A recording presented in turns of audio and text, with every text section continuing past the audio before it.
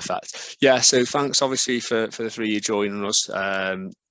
This evening. So we're going to have a talk basically between the four of us on a subject which is in an environment where you are growing and scaling a team, how we obviously look to keep efficiency within that team. I think it's a really interesting debate, something many founders, CTO, head of engineering obviously struggle with, or obviously kind of have a really good want to kind of have a really good understanding of. So if I'll just ask Duarte, are you all right to just introduce yourself, and then we'll go and Robert and Armenak will introduce ourselves as well, if that makes sense.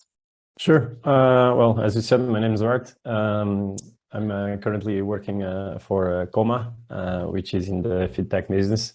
I'm part of the engineering team. Been doing many different parts within the company, as you should on a startup.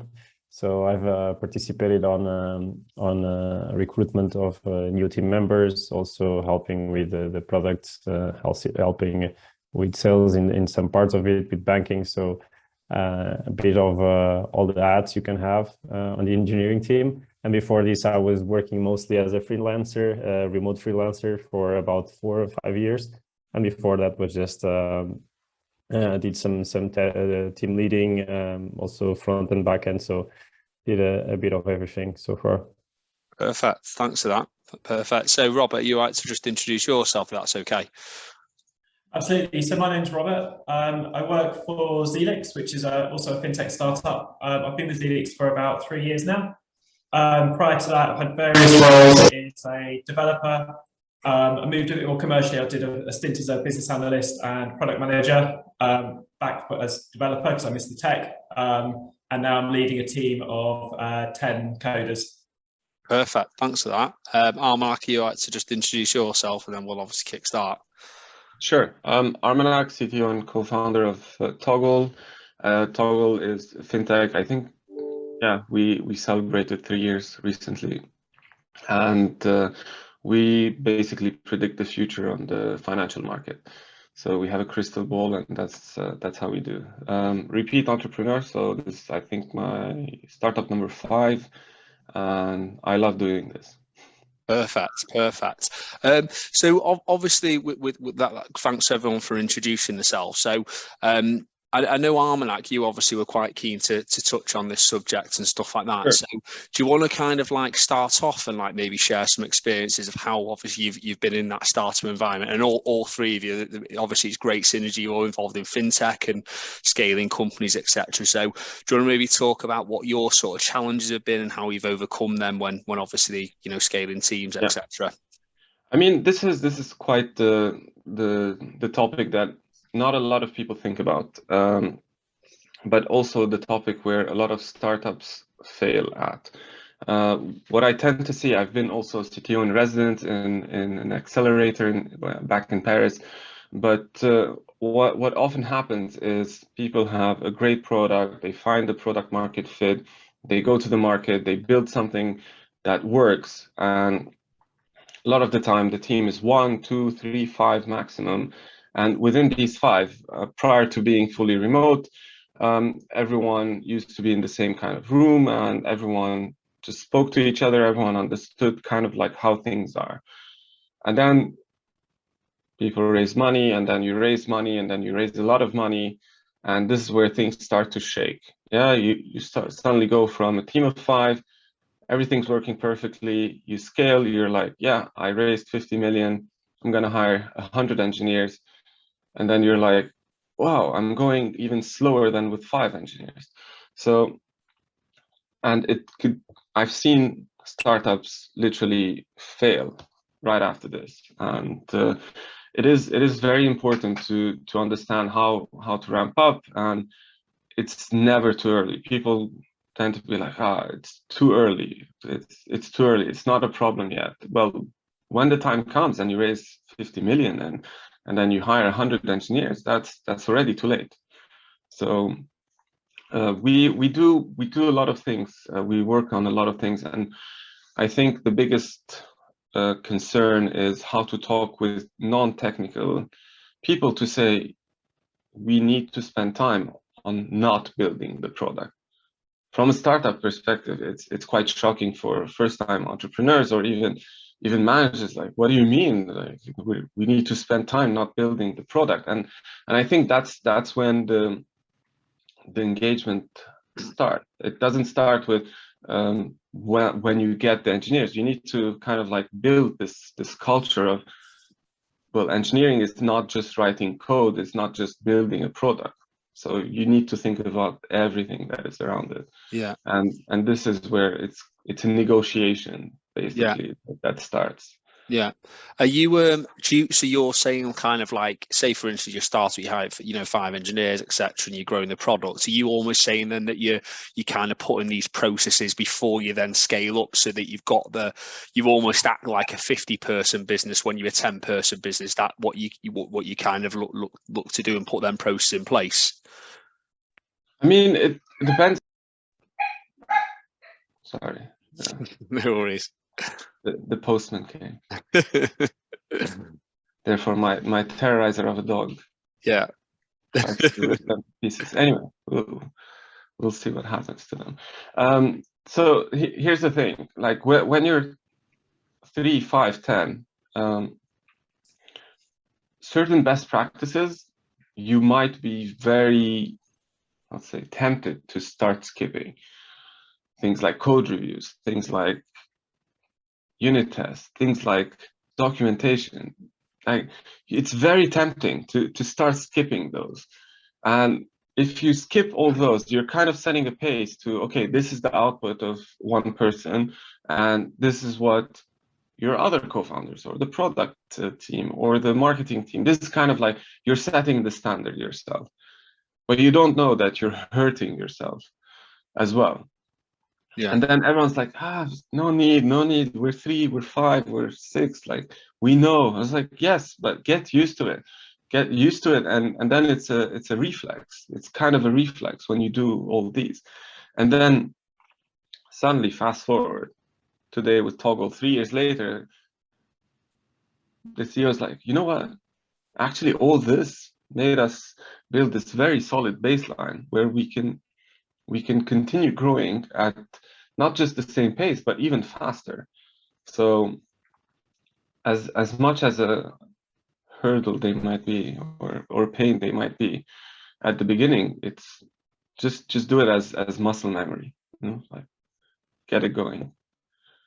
What have your experiences been? I suppose, like Robert, have you had like similar experiences, I suppose, at Xelix, I suppose, and in previous roles? Yes, I definitely agree with a lot of what Armenak is saying there. One of the things that really worked out nicely at Xelix is the developer that came in after me was very hot on best practice. So our code is like very well tested. We've really thought about making it readable. We call the philosophy build for the long term, and we're building our code in a way such that when new hires join, we want things to be obvious, for it to be easy to find, so they can kind of get into that code base quickly. And I think initially that was kind of a little bit of frustration, because it means you are working a bit slower in those early days of startup. But it's really paid off as new people have come in. It's allowed us to keep our standards high, and has made changes easier as well. So yeah, quite pleased with that. Yeah. What obviously I'm not in the code environment, but obviously I speak to many different businesses and stuff. I've been in recruitment over 10 years, and what I often find is a lot of companies tend to, obviously you will know this as well, is that they tend to obviously get a bit of cash, and they want to push that product out as quickly as possible to the market. And like maybe Armenak was saying, obviously that actually may be in the long run not the right thing to do, because then when you actually try and scale, you have to almost start again kind of approach. So I don't know if any of you have found that a problem previously, or any companies you work for, but I often kind of see that, and then I hear companies say we've got to rewrite the whole code base almost because it's not fit for purpose now, or etc. I mean, I can jump in on this. I've seen this, I think, once, where we restarted from scratch, literally from scratch. It was so unmaintainable. It was a big kick-ass monolith. But I also know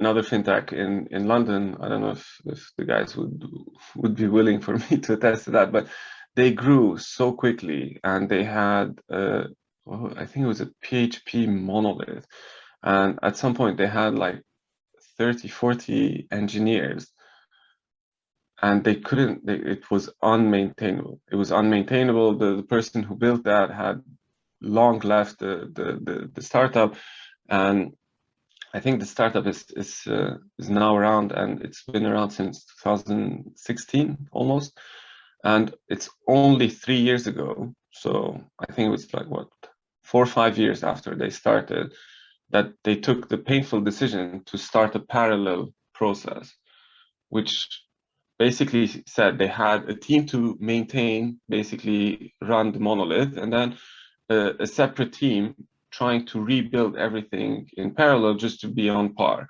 And I think it took them about 3 years, more or less. And the money was I mean, they blew up a lot of money on that. They threw a lot of money on that.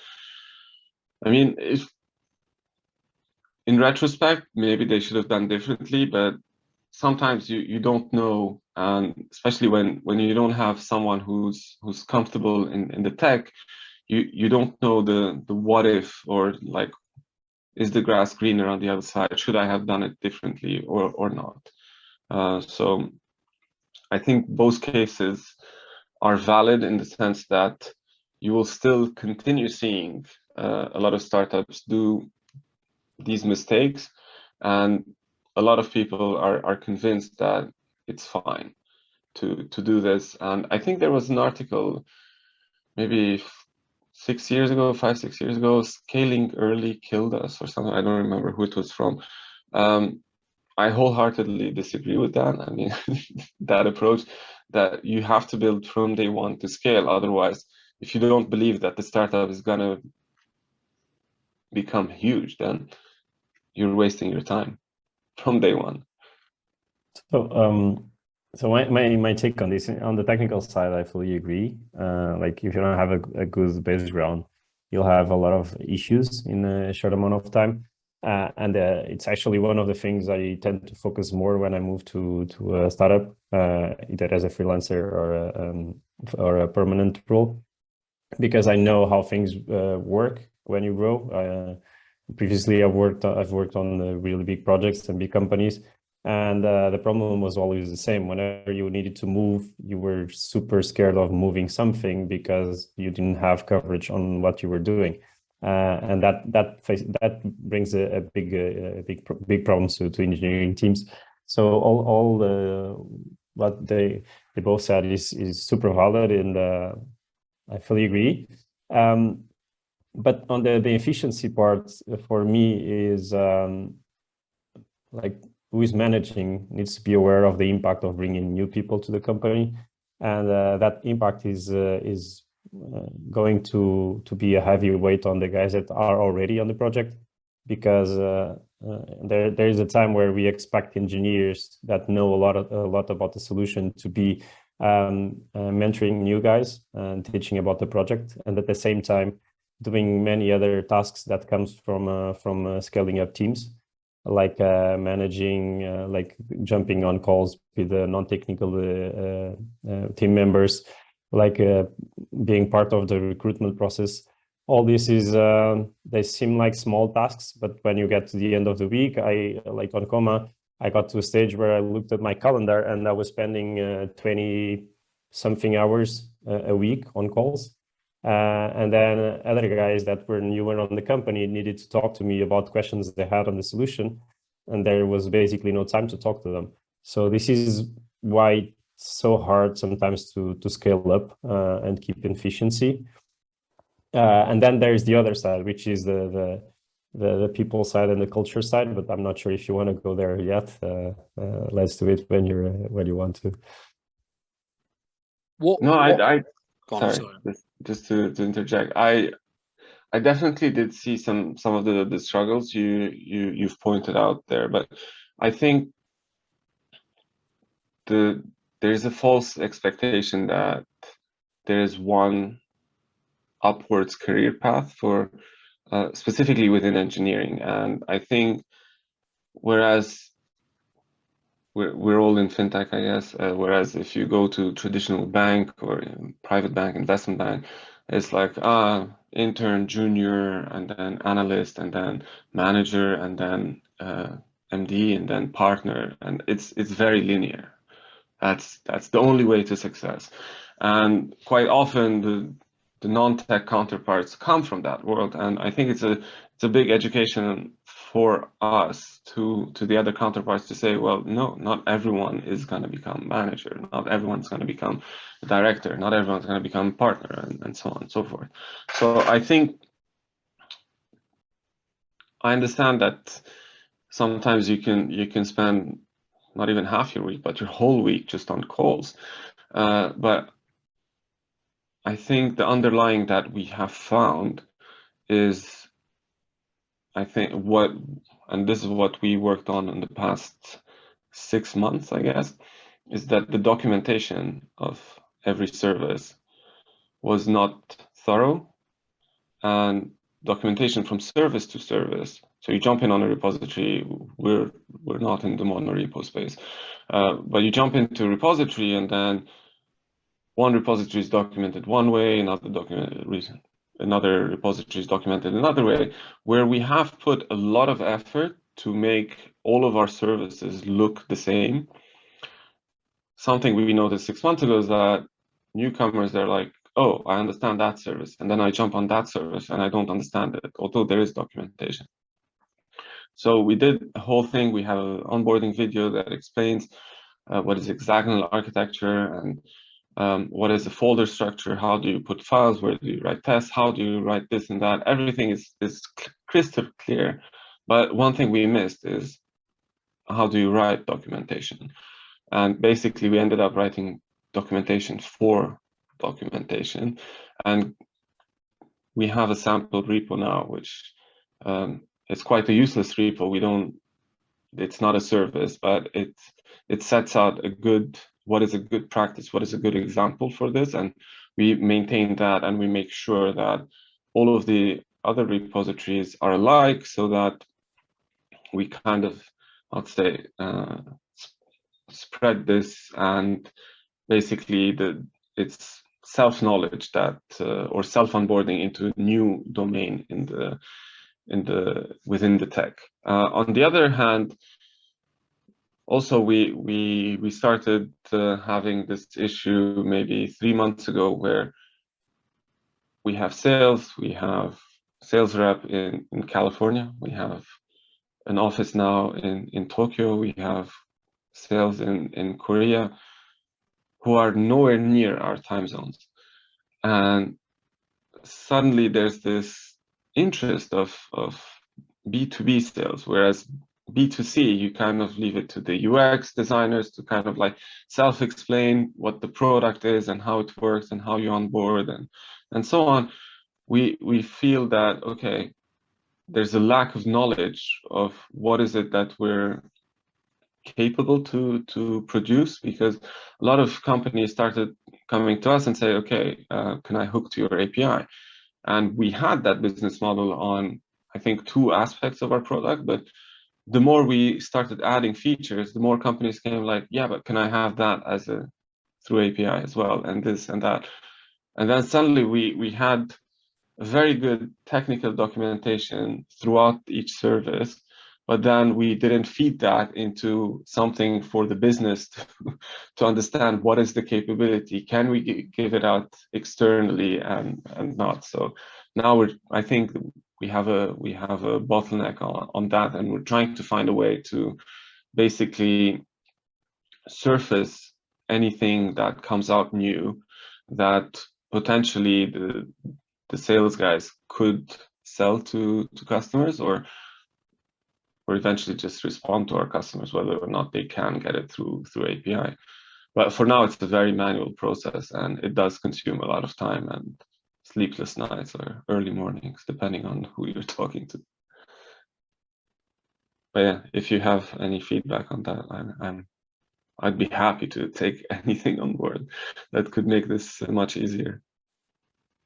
So to be honest, you may have amazing documentation explaining every little decision you made on the code side. I think that to grow up, you need to not go crazy and try to hire a lot of people at the same time.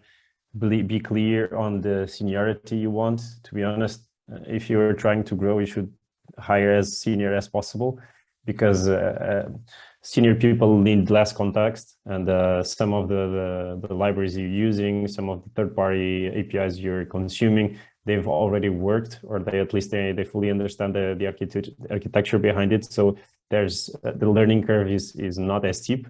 And then as soon as those guys are ready and fully understand what you have in place, and this may take, it usually takes 2, 3, 4 months to fully understand it. Everyone that says it's a few weeks, I don't think they have a clear vision on how, well, it depends, of course, on the size of the solution, but it usually takes a couple of months to fully get what our solution look like, your solution look like. And after that, though, you have these new guys that came in and fully understand. Now you can go lower in terms of seniority, and you can start scaling up faster. But if you don't have this background of people that are like fresh blood on the company and have a different vision, but at the same time share the existing vision, then it's really hard to grow to big numbers in terms of teams, because most of the times you move from having a single unit team to have 3, 4, 5 teams. So all this knowledge is being spread on different teams, and at least 1 or 2 of the guys within those teams need to fully understand what they're working on. Otherwise, it's just, you're going to spend you're going to spend a lot of time just doing reviews and having sessions and explaining, and then you basically stop producing. Just like Armenak said, sometimes you can grow from 5 to 50, and you were way more efficient with just 5. Is like that a problem then, in terms of, like, when you're talking about you have a team, and obviously you want senior engineers and things like that, and then obviously if you grow into different product teams, what if you happen to lose one of them people in that team, are you saying obviously like it massively takes people time to get up to speed if it's a complex product? Is that what you're kind of saying? Yeah, definitely. When you're a small team, any member that leaves the company takes a big toll, because all that knowledge is probably now sitting on only one guy instead of 2 guys, and that person will then be overwhelmed with the things he knew, and this new thing he needs to know, and needs to share knowledge with the other members. So usually what I try to do with everyone I'm working with is just, I try to share as much knowledge as possible and make them responsible for their work and the work that I've previously done, because that's what will allow me to touch other parts of the company, other parts of the technical solution, but also on the management part of things. If sometimes we tend to just keep the code for ourselves and not really share and allow others to come in and give different perspectives, and that's just a big blocker for growing your team. Yeah, I have found that rotation from areas is always very helpful, because it makes the overall code much better. Because when the same person is working within the same area of the what you're building, it starts to be redundant, and then maybe inefficient. Maybe they just need to take a step back. Maybe someone else needs to come in and try to break things in layman's terms. How would you I suppose on that base, like you're saying, then if you are scaling, how would you ensure, like, say for instance, obviously, if you're an engineering manager, VP of engineering, you grow and you have almost middle management underneath you, how would you kind of make sure that knowledge is passed through your almost, because if you've got 30 engineers, you can't matrix manage them all. So how to ensure that, like, knowledge transfer is passed through to through different teams? I suppose if you're sort of like the head of or the VP of engineering, how would you make sure that knowledge is all passed through into different teams? So go ahead, Robert. I was just going to say, I think one thing I've found is that as the team grows, so we've gone from like 2 to 10, one of the learnings I've had is that there's no way that I can keep an eye on everything. It's just, a few years ago, it was quite easy. I understood the whole code base and where everything was at and so on. And now that we're bigger, you kind of have to learn to let go and learn to delegate a lot more and trust your team a lot more. I think the other thing I find though is that the teams actually look after themselves in a lot of way with the domain transfer. I see reaching out to colleagues all the time. I see active Slack on random questions and things, and I try and stay out of that as because I'm often the bottleneck there. So actually let the teams manage a lot of that knowledge themselves works really well. Yeah, definitely on board with the letting go part. I think you should start letting go as early as you can. So as kind of like for short periods at a time, just to make sure that make sure the dialogue is there, that they can reach out to you, to anyone else whenever they need, but do let go of things as soon as possible and ensure that this kind of like mindset of letting go is passed on, even if you need to say it explicitly as well.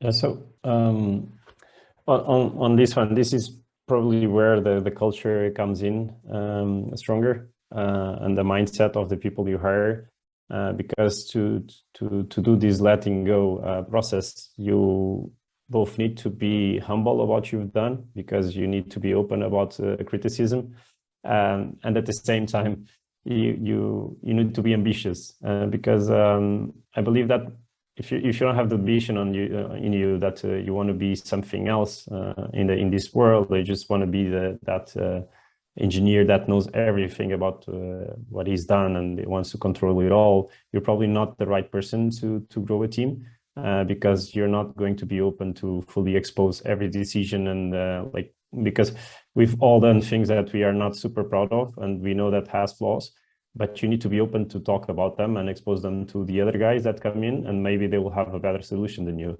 And this is the soft skill part, the culture part. For me, this is definitely the key thing whenever I'm looking to hire someone. It's way more important than the technical skills, the hard technical skills, because that's what's going to tell you how your future is going to be. If you hire like the best engineer, but then he has no soft skills and communication skills, then you have a big problem in your hands. You can find solutions for every engineering problem, but you cannot grow your team. I do agree with Duarte on this. With regards to some of the best hires we've had in retrospect, so we usually ask them to create a PR, and then we comment on things. Commenting on things, not necessarily things that make sense, but we always want to see how they take a comment, how they respond to a comment, and we've dodged a lot of bullets with that, but also some of the best hires we've had, when we go back and look back at how they responded, how they've taken a different viewpoint and things like that. It's quite impressive, and I think Duarte's comment is on point. I think the way we look at it for hiring is that we do a coding test, but actually it's not a coding test, it's a communication test. It's about how the candidate explains the code, how they can step back and take the criticism. You get an idea of how much they enjoy that. I think it's really, really important. Fun fact, we had once, so we do discuss the code with the person, and so we add some comments, they respond, and then we do kind of like let's do a wrap-up session and then finish it off. And then we had someone drop off in the middle of the call who couldn't accept anything we said, who was not open for any criticism, because his code was sent from the gods and no one should criticize it. We're like, okay, thanks. Literally jumped off the call in the middle of the interview. It's like shocking. Yeah, I was going to say, obviously, like, you know, I think it's really important, you know, when you actually when you grow in a team, you try and keep that culture. That's super important. Like one almost bad hire or one bad egg can can kind of ruin a culture almost overnight. And I think, you know, as you're growing, you have to try and remain, you know, stick to your principles, don't you, kind of thing. I don't know if you've ever found that, but I think that's, you know, even for us, that we've you know, we're actually obviously a recruitment agency. We've grown from, like, you know, myself and my business partner to 30 people, but we've also always been under the impression we hire on culture first and skills second, because you can kind of teach some skills, can't you, but you can't teach somebody's culture ultimately. So I don't know if you've got any thoughts on that as you're obviously scaling. I think a lot of the times we talk about hiring, but at the same time, it's very important to fire those that do not adhere to this culture. A lot of the times, everyone's like, but it took us such a long time to hire this person and everything. We're like, yeah, but so what? If the business is going to suffer, I'm willing to take that, because I'm not willing to keep someone who's extremely toxic and basically kind of setting the standard for everyone else, saying, yeah, it's okay to be as such. So it's important to also fire the people, but also when you do fire people, it's very important to be very transparent as to why that person was let go. Not as a threat to everyone else, but as more of a praise to say, look, we have a culture. It didn't work out. The person was great technically, but it's not all what matters. Yeah, there's also the like the firing part for sure, and unfortunately sometimes it needs to happen. But most importantly is like the retainability, and I believe that in our industry that's quite hard, because everyone's being contacted every week by different opportunities. So if you don't have the right environment, if people don't feel valued, probably on the 10th message, they will answer, they will try to understand, and they will probably see that probably the sun is brighter around the corner, even though that may not be true, because everything's amazing before we join companies. So if you make sure that people feel valued, safe, and challenged, you're closer to making sure they stay in. I can tell you that we've hired someone at the beginning of this year. He is quite young, but he's super smart. And after a few weeks, after I've reviewed some of his code, I asked, like, we need to raise him right now, because even though he may only be raised by the market in 2 years, he should be earning more right now, because the quality of his work needs to be valued. And fortunately, the company was able to do that. And this is the kind of things that we also need to worry about when we want to keep efficiency and grow, because if these guys remain in the company, you're closer to be successful. I think it's actually been one of the really fun things about the growth we've had in the last year is that it's given a lot of opportunities for our existing engineers to kind of go out their comfort zones a bit. So we've had people helping me on the tech test, on the hiring, people helping with mentoring, people dipping into line management, or doing more architecture stuff. It's kind of it's great. It allows everybody to like grow in their own way. I think one of the challenges is actually finding out from the individuals how they want to grow. I don't know, we talk a lot about, do you take a management path or a tech path? But just in the one-to-ones, one of the things is to say, what else would you like to do? What do you see me doing that you would like to take on?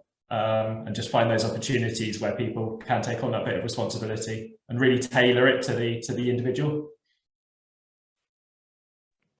And I think one thing also, make sure that there's always a feedback loop that is short.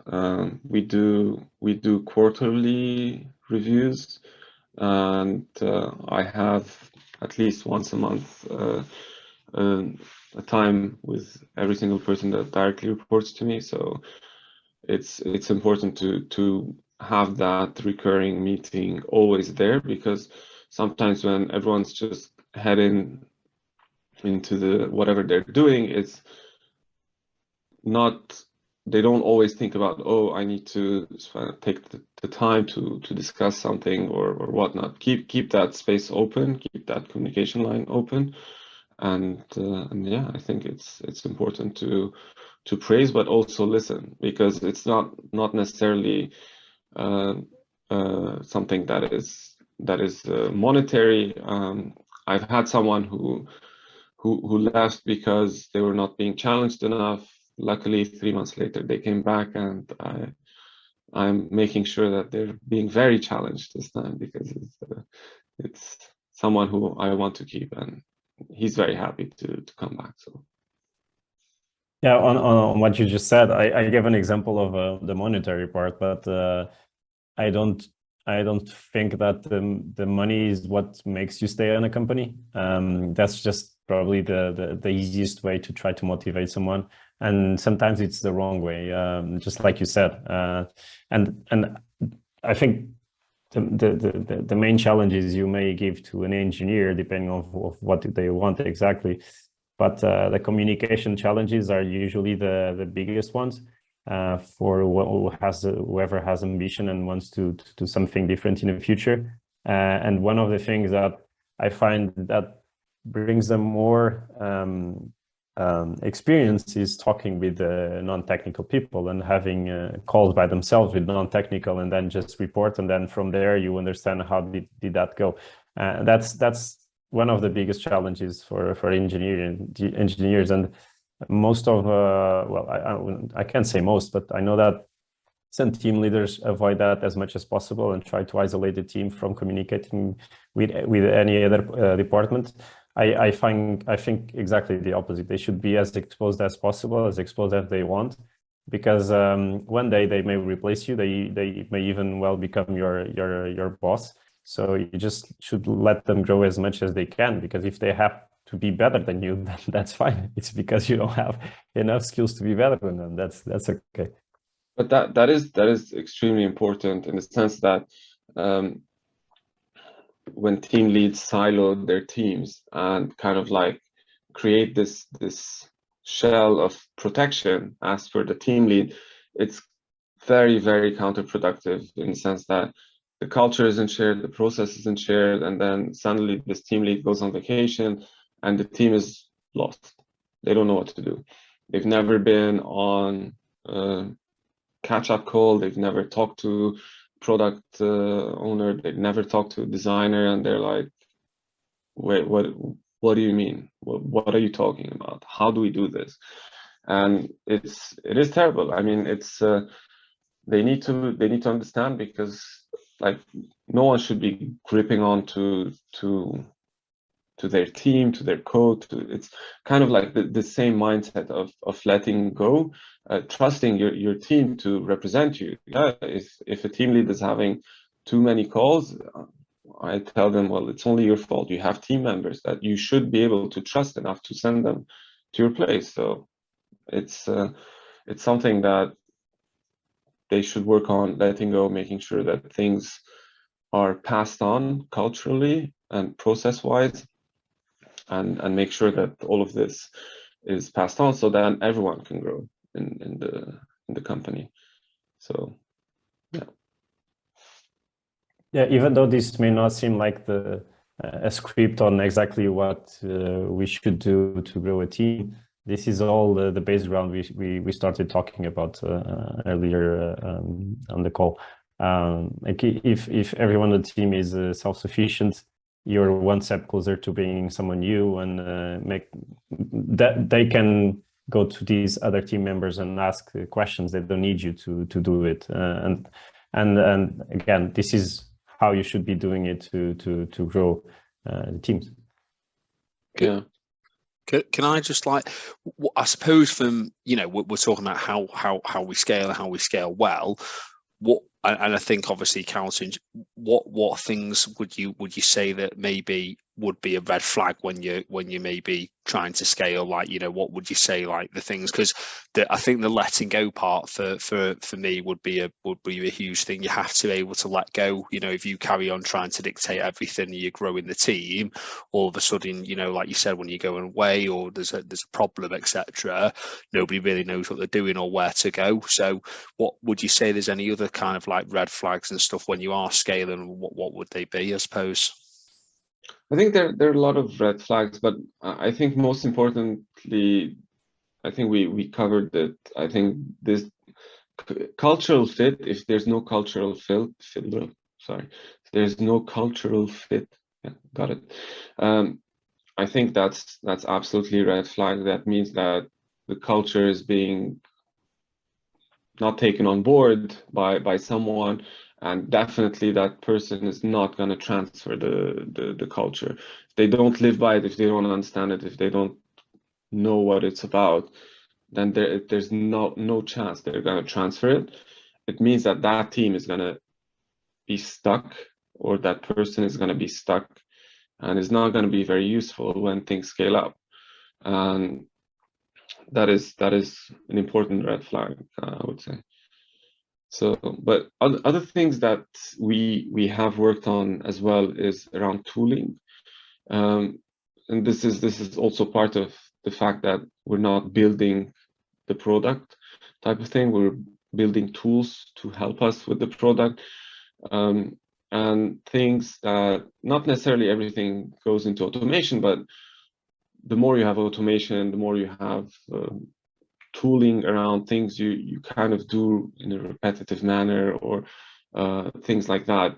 The more tooling you have, the more things are streamlined, and kind of everyone understands the why and the when and the how of things, and the tool is there to ensure that, well, everything is streamlined and everything can scale. So I think that is something we spent a lot of time on as well, and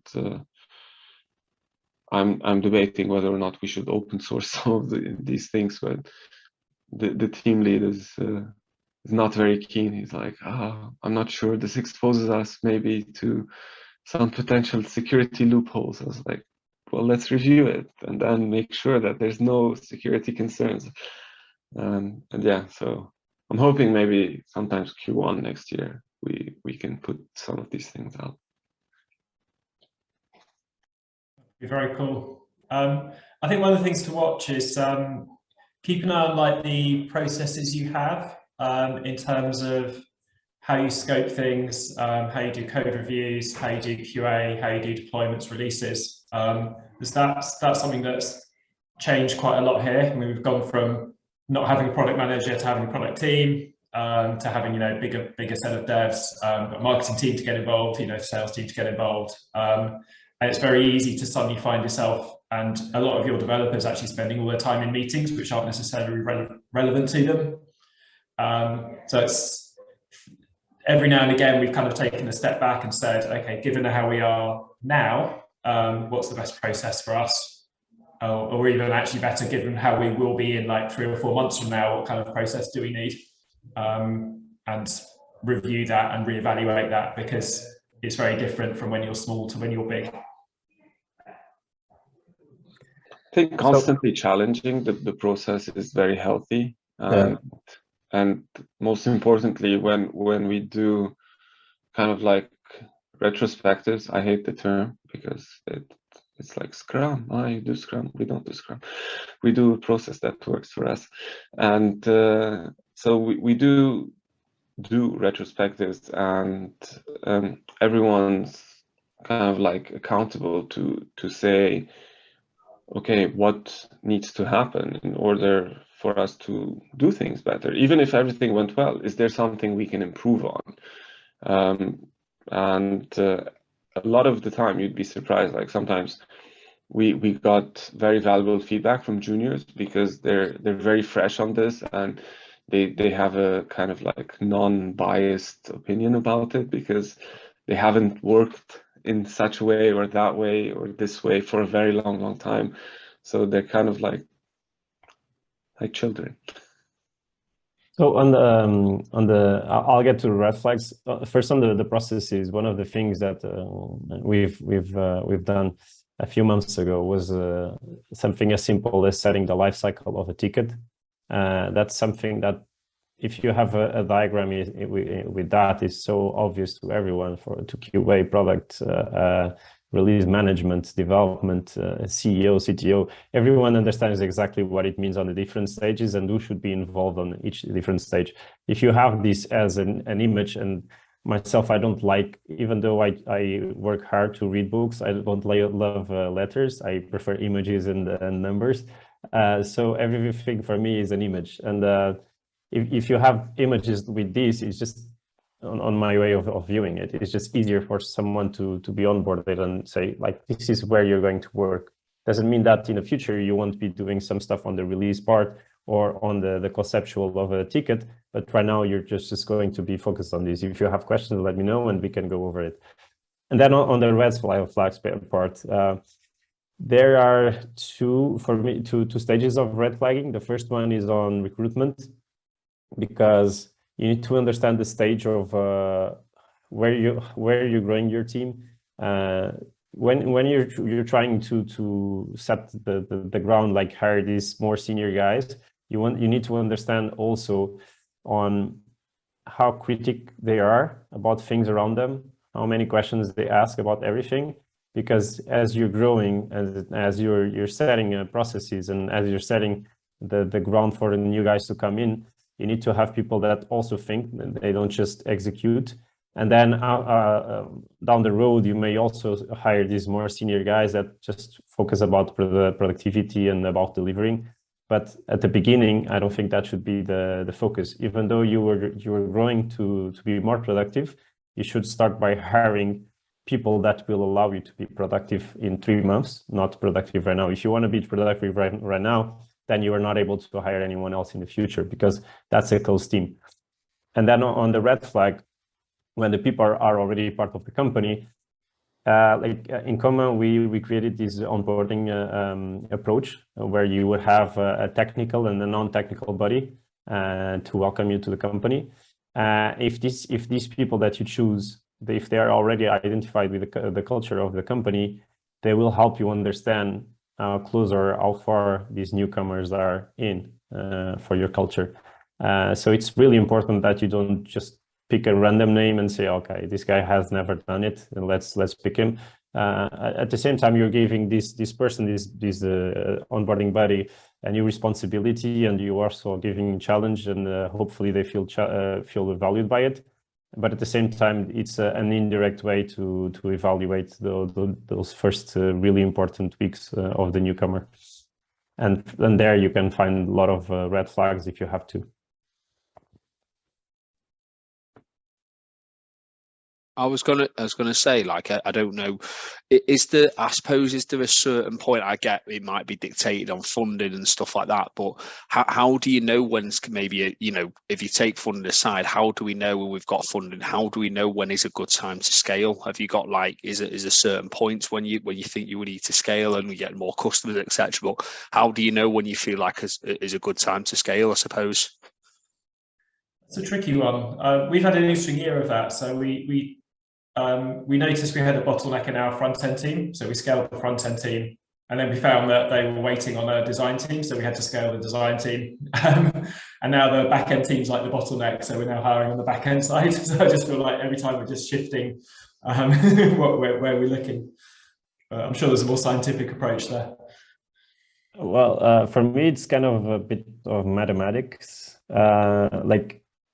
Just like you manage the servers and teams, in a way they are similar. Like, you should try to duplicate or triplicate information by different peers, because it means that you have a failover system. And I'm talking geek right now, but this is what you should look for when you're trying to scale. Like, if you try to scale with only one person having all the knowledge, if that person fails, then everything that you're trying to grow is going to fail as well. So if this is spread out between different members, it's easier to find, like, this is the right person to talk to, but after this guy, you have this guy. You need to have someone else that they can search for information. Otherwise, you may get to this point where you have these this old engineer, and by old I mean time in a company, that is been on calls for 3 hours, and the newcomers want to ask questions and they just stop because they don't know who else they can recur to. I think one key aspect for us is when we were still small enough, we understood when we could add a team member when we saw that the last joiner was able to take a project or a goal on their own and be efficient. They knew the process and they understood it. So that is kind of like a key takeaway for us. And when you have enough of those people, then I think you're ready to scale. But always make sure that there is at least a 2-to-1 onboarding buddies, as Duarte says. Otherwise, physically, and there's not enough time to onboard the people. So do you mean, Duarte and Armenak, you mean when you say 2 onboarding bodies, is that to save time? So you have an engineer and somebody maybe not an engineer, or maybe even 2 engineers onboarding somebody, so that one engineer isn't basically they're taking away a little bit from the role, but they're not kind of wholly taken away and onboarded and obviously mentoring a new starter. Is that what you mean by that? I'm not sure what you mean, but basically what I mean is that you need to it's very important to give the time for the newcomer to onboard and onboard appropriately in the right way. Like you can't expect, no matter how senior a person is, no matter how good they are, no matter how well they're going to fit with the culture, if you just say, here's a laptop, here's a hoodie, here's some stickers, start, and that's it, they're bound to fail. They're bound to fail no matter how good they are. So that's why it's important to give the time to every single newcomer, and the time could be questions. Can I ask this? What is the sensitivity of that person? How do you talk about things? How do you raise issues? And all of these things are questions that a newcomer has. What's the process like? Yes, it's documented, but in reality, is it following that? Or have they drifted off from what's documented? And kind of like getting in touch, and at least give 2 full weeks for someone to onboard, and make sure that you have people dedicated to that person for those 2 weeks in order, if they have a question. It doesn't mean that after those 2 weeks their sun is bright and shining and then you can let them go, but the first 2 weeks is very important that you work closely with this person, and then after that you still need to give them time, but less than the first 2 weeks. Yeah, but my point is obviously Duarte, and you mentioned obviously having 2 people mentoring that, or onboarding that person rather than 1. So just keen to understand why you would mention 2. If that makes sense. So on the non-technical side, it was more on it is more on the company culture. On the technical side, it's more making sure that you have at least 2 people that can teach something to the newcomer, because one of them may be busy throughout the week, and if you don't have someone else, then they are just stopped. And that's more on it. Of course, if you have more people that can do it, the better, but at least you should have 2. If you only have 1, then you should go 1 and then 1 and then 1. You are going to grow really slow because of that. So that's why it's important when you're from the base of the company that you start sharing your knowledge with others. It's very important to get someone non-technical to be an onboarding buddy for someone technical, because that surfaces very quickly any potential communication issues, because techies will always know how to talk to each other, but as soon as you go outside the space, it surfaces a lot of things. And you get something free from there as well. You open a communication between different departments. Like if anyone else on the team knows someone from that department, now you have a new connection. Now the team and the department can use that connection throughout that person. So you're already giving him or her the power to be linked to a new department. And that's, again, a challenge. That's how you feel make people feel valued as well. Perfect. Conscious, obviously, time. Has anyone got any like final points that they'd like to kind of make, or anything they'd like to discuss? Obviously, just said it's conscious of time, really.